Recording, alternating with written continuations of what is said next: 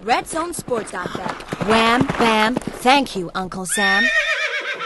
Hello there and welcome along to another edition of Upping the Ante in association with RedZone.bet. Week 9 we're on to now in our series. I'm joined by our resident Cheltenham connoisseur, Gavin Lynch. And of course, I'm David Jennings. Gavin, how's the last week been for you? You came in today with a spring in your step. Definitely did. It's a new Gavin Lynch. Yeah. Cheltenham was just going along in second gear for the last couple of months, but I think since Thursday, since Gowran Park and the weekend, I think it's really clicked into fourth gear, to be honest. You bounced in today. Yeah, no, it's getting exciting now. 6 weeks, but the weekend was brilliant. And plenty of Cheltenham pointers. Since you were in front of computer screens for everybody last Monday, what has happened to you in the last week? Has it been profitable? Good day Thursday and gave it back yesterday. Okay, So, we can handle that. Yeah. After the Christmas and the start of 2019, you can handle that. Yeah, losing a few quid for the year, but nothing much. So. Okay. It's still early days yet. We're still in January. Yeah. So the last week, we've seen so many Cheltenham pointers. Everywhere you look over the last 4 or 5 days, there's been Cheltenham pointers. And Gavin, there's only one place to start. The most popular horse in training at the moment, Definitely. people say, Presenting Percy. I'd say he's the most popular horse either side of the Irish Sea. He was brilliant on Thursday, beat the 3 horse of Willys by a length and a quarter, but he won with his ears pricked, didn't he? He travelled great, he jumped great, he always looked the winner. He was a bit slow at the last, but he's just a class act, really. And the reaction afterwards with RedZone.bet, we're going to have a look at the Cheltenham Gold Cup market, and we all knew he was going to harden as favourite because we knew he was alive. We hadn't seen him since last March. He's 11-4 favourite with RedZone.bet, 5-1 Native River, 8-1 Kenboy, 10-1 Thistlecrack, 10-1 Clandazobo, 12-1 Bar. He deserves to be favourite, Gavin, yes. But what people want to know is, would you back him at 11-4 right now? Not at the minute, because he won't be any short than that in the day. And if you go through, I'm not going to be too hard on the horse, but just to keep both sides of the fence. Devil's advocate, we need that. Yeah, he's ran 5 times over fences, okay? So he beat the Plot and Shed in Galway. He was third to Jury Duty. He won a handicap chase against Forever Gold. He then gets beat by a 3 mile 5 horse, an hour Duke over 2.5 in Gowran, right? Good horse, though. Yeah, in the Red Mills that he's going to in a couple of weeks. Not here and to then defend himself, No, unfortunately. he beats Monolly and Alboon Fote, who fell 2 out, but he beats Monolly 7 lengths. So really, he's favourite in the Gold Cup because he's got fantastic potential. He was a very good hurdler. He's won twice at Cheltenham. He's trained by a very shrewd man. But it's basically on beating Monolly in the RSA. There's no other chase run that you'd say is good enough to be favourite in the Gold Cup, is there? And is he that price maybe because we're looking at the standard of opposition and we're saying to ourselves, we need a superstar here, and he's the only potential superstar? It's a very open race, but I mean, you have a King George winner in it. Clandazobo, the won well at Christmas. Kenboy was impressive, showed a great turn of foot at Leopardstown. Native River, he's 5-1 because he's the champion, but he definitely needs soft ground. So. Yeah. But I mean, Presenting Percy, it's very exciting. It's great for the owner, but he's the right man on board for sure in Davy Russell. He's the boy. He gave it a lovely ride in the RSA down the inside last year. He jumps great. He seems to be a very, very clever horse, whether it's hurdles or fences. He's just... Lovely quick feet, doesn't he? Yeah, he just gets the job done. And a couple of years ago, we seen Jack Adam win Thyestes. Yeah. And he went on to finish second in the Gold Cup on a couple of occasions. Could Invitation Only follow in the footsteps of Jack Adam? No. Fair enough. He won the Thyestes the other day off 152. I checked this morning on the HRA website and the handicapper's given him 10. That's up to 162. It'll be interesting to see whether Willie runs him in the Gold Cup, but you'd imagine an Irish national or an English national could be more his cup of tea. Okay. It was a good performance now, carrying such weight in Gowran in that Jump ground. great. He did. Ruby gave it a super ride too because he had to wait for the last fence to challenge. It was Ruby at his very best. And there's been a shake-up in the Arkle market, of course. And I suppose in the last week, it's been all about Willie Mullins. The season so far has been very lukewarm for the Cloysutton stable. And just in the last couple of days, it's beginning to feel more like Cheltenham and Cloysutton. It's like the Eminem song, Guess Who's Back? Because Willie is certainly back in the last few days. He is. And Silas Emery, and you've some very interesting stats on the Arkle. He's now 15-2 with RedZone.bet. Layler is 92 favourite. Kalashnikov 6-1. Larichberg, who runs this weekend, 13-2. Dynamite Dollars, who won at the weekend at Doncaster, 13-2. 11-1 Bar. Begin. Yeah, just an interesting fact is the hurdle ratings. Celius Emery is easily the highest rated hurdler amongst all those because he beat Mellon and Punchtown in the Grade 1. So he's rated 159. Lawler was rated 149. Larichberg was 140. Dynamite Dollars had a very low rating of 132. And Kalashnikov was 152. So I definitely wouldn't discount Celius Emery. The only thing is going to the Arkle on one run. He won't run again between now and Cheltenham. The one thing that helped him was that they said afterwards that they flew over the first 3 fences. So You know the way they always go too quick in the Arkle, like they did last year. So that will stand to him that they did go quick. Now, possibly the most excited I've seen you this year on Upping the Ante was after Layla won at Cheltenham in November. Is your excitement for him quenched a little bit because of Silas Emery? Well, he was brilliant that day. He beat Dynamite Dollars easy. He got a rating of 160, which is a huge rating first time over fences. But then obviously he ran poorly going the other way around and Sandown on soft ground. They didn't run him there at the weekend at Doncaster. She said she's going to wait, that he's better fresh, which is probably a good idea. So it's starting to look like a good Arkle, I think. And Dynamite Dollars did what he was entitled to do at Doncaster. Yeah, he was 4s on, Yeah, you couldn't expect any less. Wasn't overly impressive, but he does get the job done. And of course, he has winning form over the top 2 in the market. Yeah, he's definitely honest. Ballywood travelled like a better horse to say the second last, and looked like he was going to maybe challenge after the last. But no, Dynamite Dollars jumped well. He's very, very honest, and he battles away. Yeah, he's and for people watching the show, they might say to themselves, why on earth is Dynamite Dollars 13-2 when he's beaten the favourite and the second favourite? Can you explain why? Because Lawler also beat him very easily on better ground in Cheltenham. So I suppose people are thinking because the Arkle has ran over 2 mile at Cheltenham that Lawler is going to possibly beat Dynamite Dollars. Okay, good answer. Yeah, I think Celius Emery will have definitely a good chance. Yeah, I really hope he gets there because he's got a touch of class as well. He does, yeah. Moving on to Blue Sari, who I suppose was the first Willie Mullins horse this season to stake his claim for the champion bumper. Usually Patrick is probably going over 5 or 6 in his head. What am I going to ride? What's going to like the ground? At the moment, he's only got one potential ride in the race. Maybe Mount Leinster has been a little bit disappointing. But Blue Sari, he blew me away, I have to say. You're saying there, but Willie Mullins, it just reminded me of, I sent a friend a text the other day that it was 9 weeks and 15 minutes since Willie Mullins won a bumper in Ireland before Blue Sari. Wow. That was, I think, Westport Lady in Thurles in the middle of November. So that doesn't happen. 9 weeks? Yeah. That's over 2 months. Yeah. So that was his first bumper winner in that time. But yeah, Blue Sari, every horse in the race was first time out, but it showed a fantastic turn of foot. So we might talk about that horse later on. But it depends if Malone Road and Envoy Allen, if they run or not. But there's no strength and depth to this year's bumper at the moment anyway. There isn't. We might come back to Blue Sari later in the show. And on Saturday at Cheltenham, Gavin, I didn't see this coming. Maybe you did. Paisley Park announced himself as a staying hurdler with a huge future, and he's now 9-4 favourite with RedZone.bet for the Stayers Hurdle. 9-2 Apple's Shade, 5-1 last year's winner Penn Hill, 7-1 Super Sunday, 17-2 Faheen, and 9-1 Bar. Very short, Gavin. He was very impressive, but that's very short. He was. The one thing that was fantastic was the thrill that his owner Andrew Gemmell, the chap is blind, but the joy that he got in the parade ring with his friends around and telling him how the horse was going. He just seemed to, you know, love the horse winning. So it was great to see owners getting such a thrill out of it. But he was mad impressive. He won by 12 lengths from West Approach. Your horse Black Up was third. I think obviously anything that was behind him can't win the Stayers Hurdle, you'd imagine. Yeah, I would, obviously, I'm very forgiving. I just thought Noel Feely just went after the two in front at the wrong time. I don't like horses that make up their ground coming down the hill at Cheltenham. But is Black Up going to beat Paisley Park? No, probably not. But they're 20-1 and 9-4. Yeah. I think he will finish a lot closer. At first time over 3 miles, coming back from chasing. I think you'll see a big improvement in Black Up in the Stayers Hurdle. Whether he can turn around that form, I don't know. The one thing that was interesting with Paisley Park is that he hit a flat spot. Now, if you look back at English Drever, who won 3 Stayers Hurdles and big bucks, the two of them did the same thing. Yeah. So I don't think it's really a negative. He won with his ears pricked. So the one thing I'll say is I don't know if the strength and depth was too strong in that race. I'd still give Penn Hill a decent chance of beating Paisley Park, but it looks between the two of them. Okie dokes.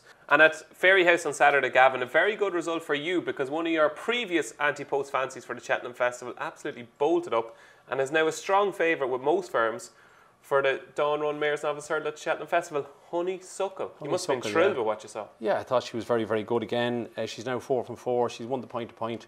She's won over 2.5. She won over 2 in Thurles. She won over 2-2 in Fairy House. She always looked the winner. She travelled best. She took it up turning in and won quite well. I still think around 4-1 is probably okay value, to be honest. Really? Yeah, I think 4-1 is good value because, again, it doesn't look the strongest division. She looks the best horse we have this side of the water. Epitant and so on. In England, probably aren't too bad, but I think there's more to come from her. Okay, that is Honeysuckle, who's favourite for the Mayor's Novice Hurdle. And at Naas on Sunday, Esport Delaine. Some people are tipping this horse as an outsider for the Champion Hurdle. I thought it was quite impressive. It hasn't managed to make it into the single figures with RedZone.bet for the Champion Hurdle. Is Esperdalen a live outsider in your view? You'd have to say that it is. I'd say what probably turns people off a bit is that JP owns Bouverdaire and Esperdalen. Yeah, so I wouldn't be surprised if he doesn't run. I'd say he'd probably run. Okay. I think he will. He gave £7 to Wicklow Brave and beat it very, very easily. It actually jumped very well, but made a mistake, I think, 4 out and another mistake in the last. Yeah. But it does actually jump well. The big thing against Esperdalen is the record for 5-year-olds. Catch It, of course, we all remember, is the last one to win it. But in the last 33 years, Catch It is the only 5-year-old to win the champion hurdle. CU then was the last one back in 1985, and he went on to win 3 in a row. But the stats are against 5-year-olds. Do you talk to your wife at all at home? Only in the evenings. 9 weeks since Willie Mullins won a bumper? Yeah. You've got the 5-year-olds record for the champion hurdle? Yeah. God, but that's the only thing imagine against being it. I mean, I think Catch It could run a decent race, yeah. Yeah, well, I wouldn't say he'll make it into the first 3 myself now. Well, Catch It want to be some horse to win the champion hurdle this year, Gavin. Anyway, also on Sunday we've seen Ballyward, and I can just imagine it now, sitting in the sitting room in Cloysutton, Patrick and Willie. Patrick already is making his case for Ballyward. Sure, Willie's too slow for the RSA. He won't even lay up with them. How would he lay up with Delta Work and all these top horses like Santini? He needs 4 miles, Willie. I think you'll see this horse in the National Hunt Chase, will you? Well, I tell you what's very strange is that Willie's quote afterwards was that I think the RSA is the race for him, and he's not entered in the RSA. If you look through the bookies list at the moment, they're not quoting him because he's not entered. The only race I think Patrick did the entries for the RSA. I think he must have. The only race he's entered for is the 4 miler, and then Willie said he's probably going to go for the RSA. So it'll be interesting to see. I'd say you can. Now, see this is not good news for you. That is tipped and backed OK Corral for the National Hunt Chase. 3-1 with Redzone.bet, 11-2 Ballyward, 12-1 Delta Work, who's probably going to go for the RSA. Discorama 14s, Impulsive Star 14s, and 14s Bar. But this makes a race of this. Because you've got 2 high-class horses. You do, and also Discorama, who fell at the last when he was upsides Ballyward. But you got the impression that Ballyward would have won. I don't know what you thought. Yeah, I thought he would have won, even though there was less in it than visually you could see. I thought he was only a half a length behind probably Discorama, yeah. But and also, Champagne Classic ran a cracker. He hadn't ran for 21 months, I think it was. And he travelled great, he jumped great. So I wouldn't discount him for a race at Cheltenham maybe either. Okay, they're the few I picked out. Now you might have others that you might want to talk about very quickly. Very quickly, Shantou Flyer ran terribly last Monday, I thought. Was beaten 20 lengths, so he won't be winning the Fox Hunters. We've mentioned Sealy's Emery Invitation only. Real Steel is worth a mention. Is he better going right-handed though? Possibly, but he did run at Cheltenham previously, yeah. He won't be badly. He won't be 10 lengths there on Saturday, so he might end up in a JLT. He's 20s for that. Birchdale won at Cheltenham on Saturday. Lucky winner. Yeah, Brewing Up a Storm fell at the last one. He was upsides. Yeah. Who sang Brewing Up a Storm? The Stunning. Correct. Well done. So Birchdale is 10-1 for the Bartlett, 14s for the Ballymore, but JP already has champ for the JLTs, or sorry, for the Ballymore. So I'd say he might end up in the Bartlett. We've mentioned Dynamite Dollars. Nade Tack won in Doncaster. Nade what? Nade Tack won by 22 lengths in the Bartlett trial. If you want a horse that definitely stays, you go back him. He's 25-1 for the Bartlett. Lady Buttons won, but she's not good enough to win the Mayor's Hurdle. That's a great bit of stuff, though, isn't she? Yeah, she's a good money earner. And then there's 2 words I want to say to you. Fakir Doudery. Did you see it? I did. Wow. That was impressive, wasn't it? Well, for a juvenile to jump so well, you say wow, and then you realise he's ran over fences in France. But he was just so slick over his hurdles, like a champion hurdler. But as you say, it's hard to believe 5 runs in France and 2 of them were over fences, and he's only just turned 4 or so. But he was very impressive. And then yesterday, Joseph had another 4-year-old called Conito, who won the first race. I thought that was very impressive. And actually, him and Fakir Doudery had ran in a listed hurdle in France before together. Have you a preference for one of those two? I think the betting is wrong. Fakir Doudery is 5-1 and Conito is 25s. To me, that's too big.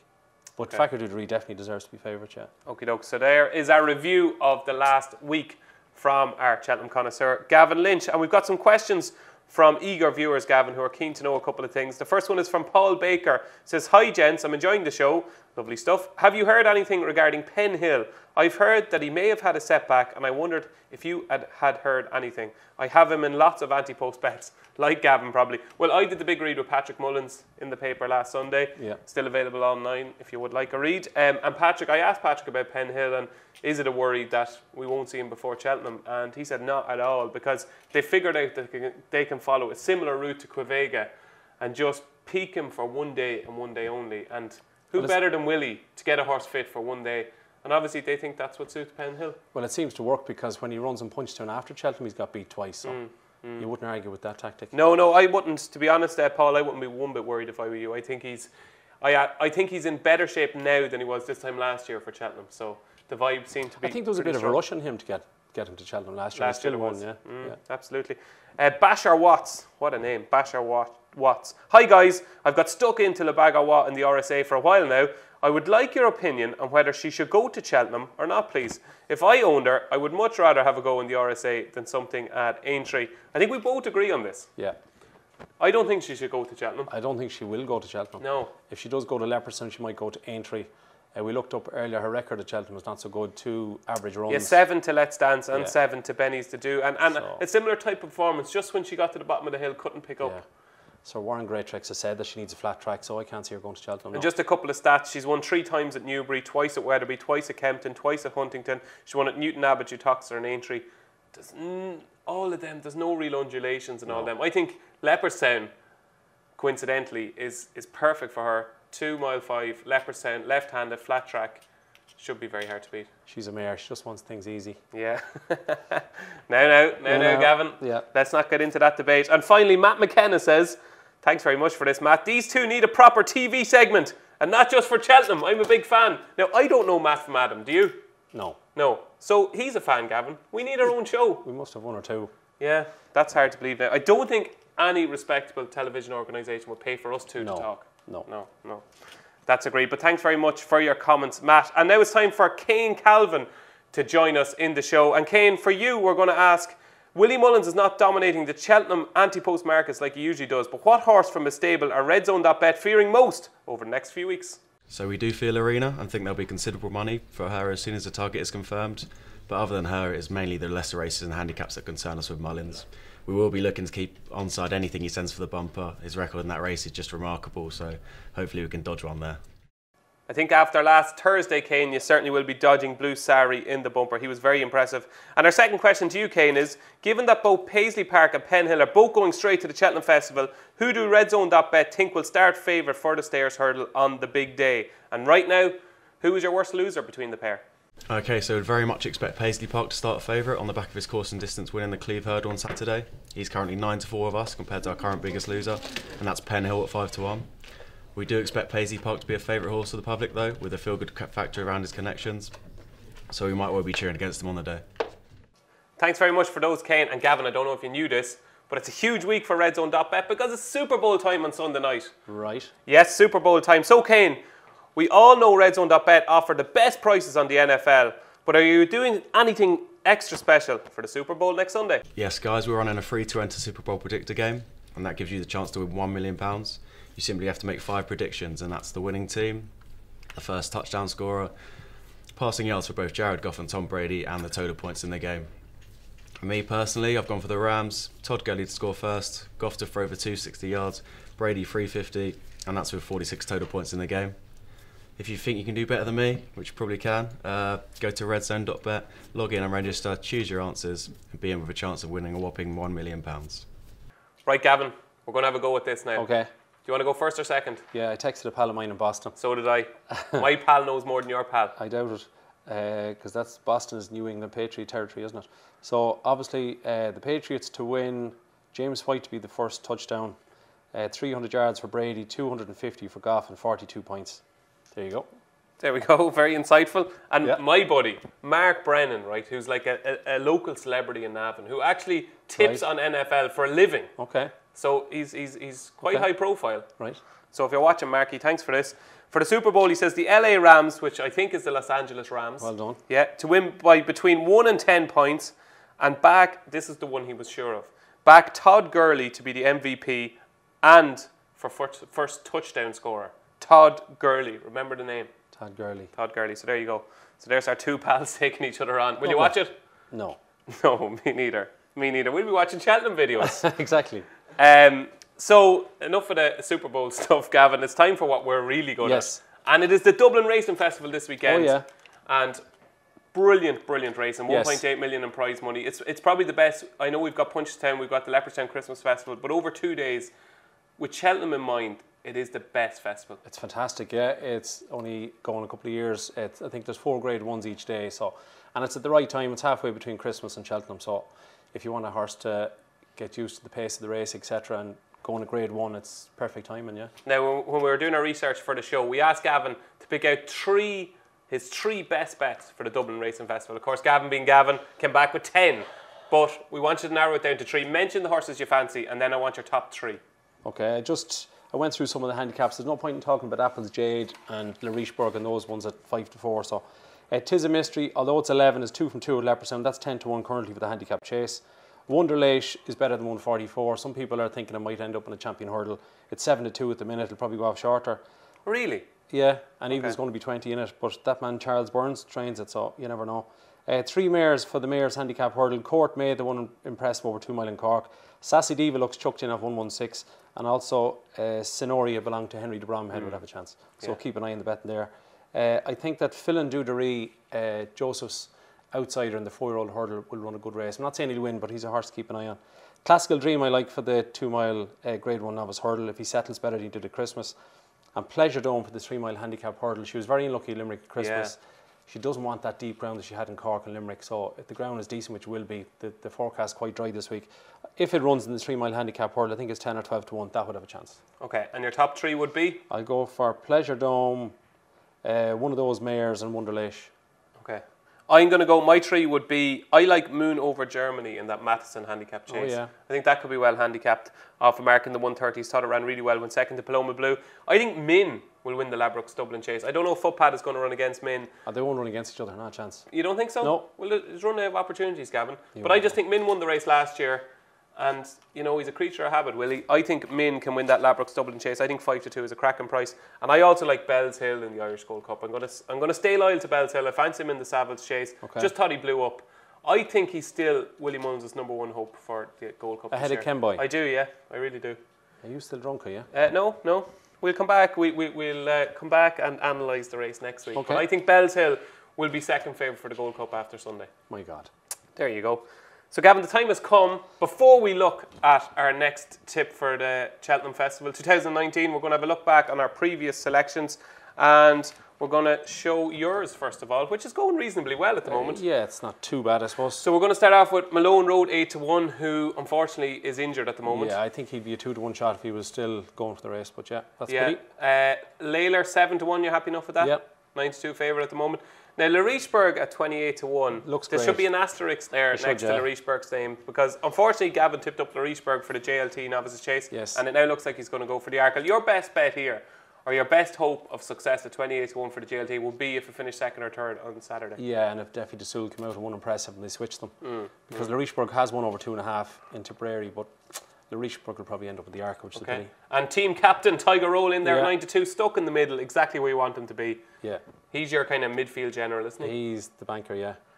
Then we've got Penn Hill at 8-1, which is actually decent value, but a bit of a unfortunate performance, I suppose, from your point of view last Saturday from Paisley Park, which I suppose doesn't... Yeah, but look, he had a rush preparation, we said last year. He beat Super Sunday. I think he's got a good chance of beating Paisley Park. Road to Respect 18-1, that's happy enough. Yeah, just has a small each way chance, yeah. And then, I suppose, the ace in the pack, Honeysuckle for the Mayor's Novice Hurdle, 14-1, as short as 7-2 with some firms now. Yeah, she's a great chance, yeah. OK Corral, rock solid. He's your striker that's going to get a goal or two. 3-1. I'm waiting patiently for the Ryanair, who we might see at the Dublin Racing Festival next weekend. He's a good horse. At 8-1. So, 6 or 7 out of 10 overall? 6 or 7, yeah. A little disappointed in yourself? It's a tricky year. It is a tricky year, yeah. Okay, so it's time for my selections now, which are probably not as strong as yours. Paloma Blue 18-1 for the Arkle. Needs to jump a bit better. Delta Work 12-1 for the RSA. Well done. Yeah, no, that's not too bad. A great that's chance. Into single figures. Rhinestone 33-1 for the Ballymore. I would love to switch that to the Martin Pipe, because I think he'll go for the Martin Pipe, and I think he'll have a cracking chance of that. Yeah. Mr. Fisher 14-1 for the Supreme. Obviously, he did his thing at Haydock. Black Op, who we spoke about earlier in the show, was a little bit disappointing in the Cleeve Hurdle at Cheltenham, but I wouldn't be giving hope of Black Op. He's around about the same price now. And Balco de Flow, last year's winner for the Ryanair Chase, 14-1. God only knows what Balco de Flow is going to show up, because he's as unpredictable as me or you. Yeah, he's had a bad couple of runs, hasn't he? He certainly has. So they are our selections so far. Okay, Gavin, so it's time for our Week 9 selections. Week 9, who can believe it? For Upping the Ante, and we're going to let you go first. I'm going to go with Blue Sari. That was very impressive the other day in Gorham Park. Now, it's a little bit of a stab in the dark because they were all first-time outers, so the form could be worth nothing. But at the same time... Sometimes you have to believe your eyes. Yeah, you do. So visually, it was very, very impressive. So I went and tried to delve a bit deeper. So if you'll allow me, I'll try not to bore you, but I went and did... You never bore me, Gavin.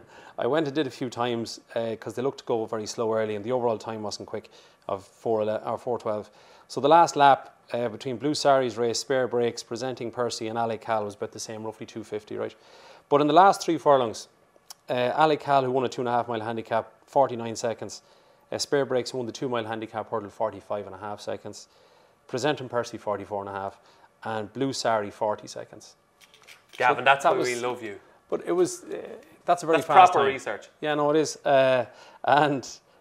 Willie said it was a top-notch performance. He said that he knew the horse stayed very well, but wasn't sure if it had the gears. We definitely now know it has gears. Derek O'Connor, I seen Patrick on television yesterday, and he said that Derek O'Connor, who's riding JPs in the race, thought he was definitely going to win turning in. I couldn't believe that Patrick beat him by so far. 3 4-year-olds, because he is only a 4-year-old, 3 4-year-olds have won the Cheltenham Bumper, Rhythm Section, Dato Star and Q Card, so it is possible. 3 out of 26. It does get an £8 allowance for being a 4-year-old. It's going to carry 10-11 as opposed to the older ones carrying 11.5, so that's too light for Patrick, so it'll be Paul Townend or Ruby that'll ride it. Oh. But I just think that Envoy and Malone Road are massive dangers, huge dangers, but I think the two of them, one might make it through injury perhaps, the other one they're talking about keeping it for next season, etc. So if those two don't run, that is a great chance. And just give us them times again. In the last 3 furlongs? Yes. Ale Cal 49 seconds, Presenting Percy 44.5, Spare Brakes 45.5 and Blue Sari 40. So it's 9 seconds quicker than Ale Cal. Yeah, no, that was a 2.5 mile handicap hurdle, but yeah. Still, 9 seconds is a long time. It is. Do you talk Jamboree at all at home? No? The odd time. So that is Gavin's next selection for the 2019 Cheltenham Festival. It is Blue Sari, who has been enhanced to 12-1 for Upping the Ante viewers from 10-1. That is Blue Sari for the Weatherby's Champion Bumper. And my selection, Gavin, I'm going out on the limb here. Okay. I'm taking a big shot. It is Dunvegan for the Ballymore at a very, very generous 40-1 with redzone.bet. Available at 28-1 earlier in the day, but for Upping the Ante viewers, it is 40-1 Dunvegan. Let me explain before you laugh. Don't laugh. No, I won't. Okay, Dunvegan beat Clinton Hill by 6 lengths in a Ferriers Bumper. Clinton Hill won next time. It was second to Palisader in the Leopardstown Maiden Hurdle in the meeting before Cheltenham last year. Palisader's rated 147. Jatez, who was beaten 10 lengths in the race, is rated 136. So that makes me think that Dunvegan is at least a mid-140s horse. Okay. He won a Punchestown Bumper at the festival last year. Get a Reason was back in third that day. Get a Reason is now rated 136 over hurdles. He made all, and I thought jumped brilliantly to win a maiden hurdle at Ferriers. The second Swordsman, who was beaten 7.5 lengths, won his maiden hurdle next time by 12 lengths. And they think a lot of Swordsman and Gordons. I don't think we've seen the best of that horse yet. The third that day was Mormon from Henry de Bromhead stable, who was beaten 17 lengths, and he won his maiden hurdle next time. So I think that race worked out quite well. When you go through to Ballymore, Champ is favourite, which worthy favourite, Grade 1 winner, second season novice, has the form in the book. Battle Over Doyen has won a Grade 1. He's obviously quite solid. But after that, Elixir de Nuts is next on the list. He goes for the Supreme. JP owns both Birchdale and Champagne Platinum, so I don't think he's going to throw both of them in against Champ. Then you've got Envoy Allen, who hasn't even ran over hurdles yet. He's next in the betting. Vision Donaire is next, and he goes for the Supreme. And then you've got Mr. Fisher. So I think of the list at the moment, I think you've got so many horses that are not going to run. I think this guy, Dunvegan, is going to run over 2 mile 6 at Leopardstown this weekend. And I think he's underrated because of the trainer, because of who he is. He's not a sexy horse. He's a horse really that's come from the long grass. I'm just going to read you a quote from Pat Fahey, who in tomorrow's Racing Post, this is what Pat Fahey has to say about Dunvegan. Now, Pat is quite, he's like myself, he's very positive, okay? Good. So you have to take this with a pinch of salt. But he does say, Dunvegan goes for the grade 1 over 2 mile 6. I think the absolute world of him. But don't mind what I think. If half the trainers had come up to me after he won a Fairy House are even half right, well then he's a machine. He's gone from strength to strength and we think he's the real deal and that he's top class. We just have to see him in a grade 1 against grade 1 horses now to know for sure. But I'd be very confident if the real Dunvegan shows up and the ground is safe, he'd be right in the mix. I'd be very disappointed if he didn't go very close at the weekend. I would be amazed if he didn't, and I'm expecting him to be the real deal. Now, it's obviously treacherous to believe what trainers say. Treacherous, I know, but they are big quotes. Well, the one thing I'll say is that he jumped fantastic in Fairy House and even in Leopardstown, so he's a very good jumper, which is a good start. He is indeed. And 40 to 1, even if he finishes 5th or 6th and you get a good run for your money, 40 to 1. I don't think he'd be 40 to 1 after the weekend. Pat Fahey doesn't think he'd be 40 to 1 after the weekend. We'll chat next Monday. So hopefully this will be the selection that we're going to be talking about this time next year. Okay. If we're still alive, please God, please on Upping the Ante. So there's our next selections for Upping the Ante. Week 9, Gavin. You, of course, have gone for Blue Sari in the Cheltenham Bumper, and I have gone for Dunvegan in the Ballymore Novices Hurdle. That's it from us. We'll be back next week, Gavin. How long will it be to go this time next week? 5 weeks in a day. 5 weeks to go. That's it for week 9 of Upping the Ante. Join us again next week for week 10. Red Zone Sports.bet. Wham, bam, thank you, Uncle Sam.